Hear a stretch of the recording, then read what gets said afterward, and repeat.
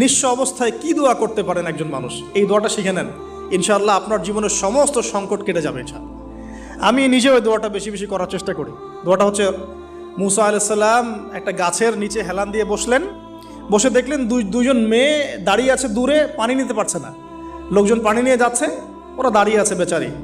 মুসা আলাইহিস সালাম গিয়ে বললেন, কি সমস্যা আপনাদের? এটা নিয়ে আপনারা আবার মেয়েদের সাথে কথা বলার চেষ্টা করেন না, ঠিক আছে? তো মাহারাম গায়রা মাহারাম মেনে চলে।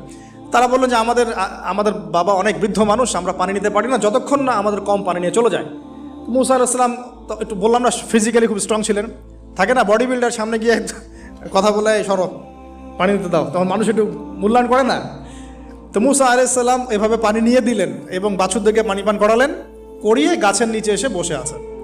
বসে বসে তিনি দোয়া করছেন, এই যে দোয়াটা তিনি দোয়া করছেন, রব্বি, একটা নেক কাজ করলেন, নেক কাজ করলেন না, মানুষের উপকার করলেন, নেক কাজ করে এসে গাছের নিচে বসে দোয়া করছেন, আল্লাহ